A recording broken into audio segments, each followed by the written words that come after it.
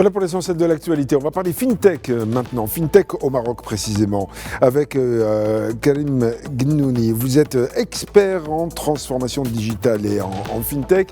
Merci d'être en direct avec nous dans la matinale de Medi 1 TV. Où en est le Maroc dans la FinTech? Est-ce que c'est en progrès, en stagnation, peut-être en retard? Où en est-on? Oui, bonjour, merci pour l'invitation. Alors, on peut considérer que le train s'accélère depuis que la néobanque a été lancée, donc la néobanque qui s'appelle Simple, qui a été lancée par le groupe Attijari Wafa Bank, qui a pris le marché un petit peu par surprise. Donc, ce n'est pas une vraie fintech dans la mesure où elle est adossée à un groupe bancaire bien établi, qui est le leader sur le marché marocain et un des leaders en Afrique. Mais en tout cas, ça lance un signal fort d'innovation et qu'on verra beaucoup plus de technologies dans les services financiers au quotidien au Maroc. Oui, est-ce que c'est ce que demandent les Marocains ou alors est-ce que les Marocains se contentent de ce qu'ils ont? Parce qu'on sait qu'au Maroc, par exemple, même si les technologies existent, le cash circule encore énormément. Il y a même une augmentation de la circulation du cash. Est-ce que ce n'est pas antinomique entre FinTech et cash? Est-ce qu'il n'y a pas un gap qui est vraiment très très important? Alors, vous avez raison, vous pointez un petit peu, il y a une dissonance entre les usages et un petit peu les solutions qui sont lancées par les acteurs. Mais je vais prendre un exemple. Aujourd'hui, on ne regarde plus des films en DVD. On les regarde en streaming. Donc, ça veut dire que les usages vont progressivement changer. Aujourd'hui, il y a une grande partie de Marocains qui utilisent des solutions 100% digitales via une ouverture de compte à distance, via des paiements.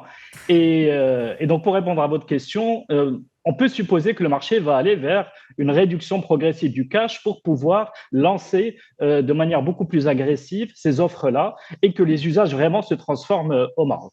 Que ce soit en termes de paiement, que ce soit en termes de virement instantané, de crédit instantané, etc.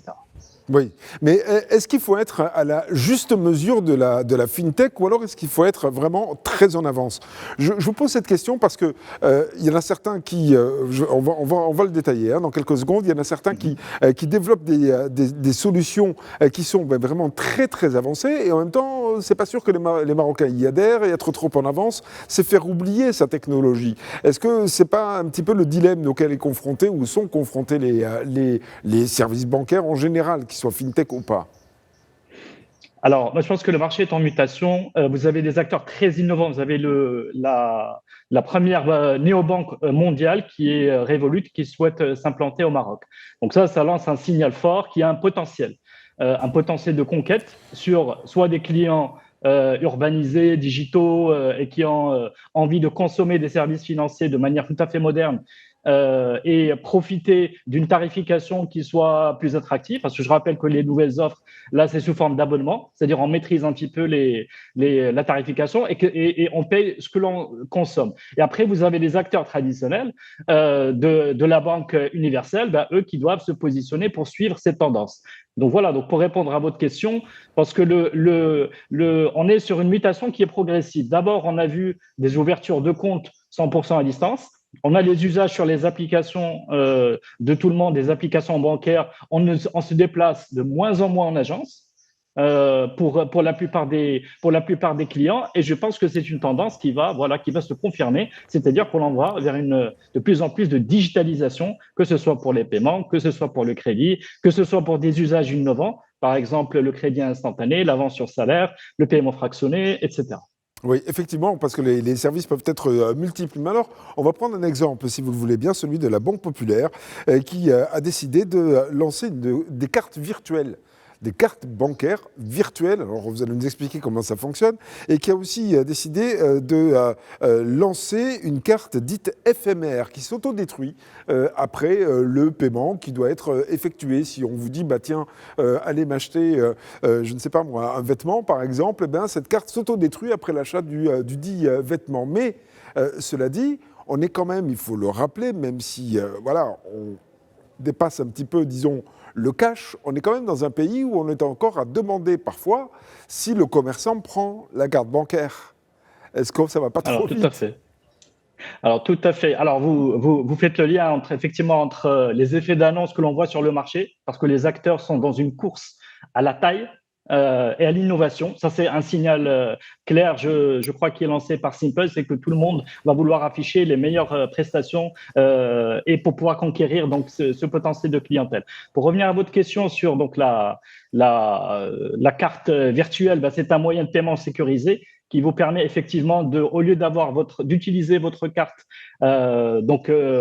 physique que vous avez, c'est de générer une carte juste pour l'opération, donc pour le paiement que vous allez faire. Donc c'est une carte effectivement jetable. C'est une technologie donc qui fait partie du monde des paiements et sur lesquelles s'appuient les offres que ce soit les néobanques ou les acteurs ou les acteurs de la finance de manière générale. Oui. Alors revenir. Excusez-moi, je vous arrête 2 secondes parce que vous allez poursuivre votre réponse. Mais ça signifie que par exemple, pour effectuer un achat sur Internet, si j'ai pas vraiment de grande certitude sur le site sur lequel je suis en train d'effectuer cet achat, je peux avoir cette carte virtuelle qui n'est utilisable qu'une fois pour la dite dépense, et puis après cette carte disparaît, donc impossible de venir pirater le compte. Voilà, tout à fait. Imaginons que vous soyez quelqu'un de très sceptique face à tous les, soit les hackers, soit le développement des sites, vous utilisez cette carte et elle est jetable et vous êtes complètement rassuré de sa non-réutilisation. Donc c'est un vrai avantage aujourd'hui dans un monde où tout se digitalise et les failles de sécurité, la fraude, etc.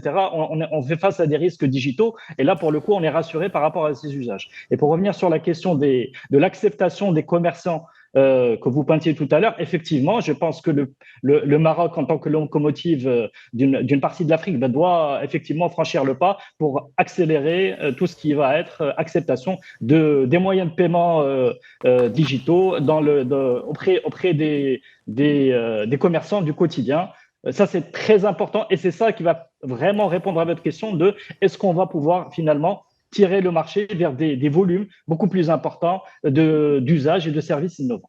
Oui, en quelques mots, on peut dire que le Maroc a basculé déjà dans la fintech ou pas encore, ou c'est en cours? Alors, le Maroc, je pense, a basculé il y a, je dirais, 2-3 ans, et c'est toujours en cours, mais ça va s'accélérer parce que comme je vous disais, les signaux qui sont envoyés aujourd'hui, le fait qu'il y ait officiellement la première néobanque marocaine, donc qui est lancée, le fait qu'il y ait la néobanque mondiale s'intéresse au Maroc, le fait que les acteurs en coulisses préparent tous des offres innovantes, le fait qu'on a de plus en plus d'effets d'annonce va faire que le marché va se dynamiser et on va avoir des acteurs innovants de type fintech, c'est-à-dire indépendants, de type start-up, qui vont pouvoir profiter de cet élan-là. Merci beaucoup, Kalem Gennouni, d'avoir été en direct avec nous dans la matinale de Medi 1 TV, de nous avoir surtout apporté cet éclairage en tant qu'expert en transformation digitale et fintech. Merci encore et très belle journée à vous, très bon week-end aussi.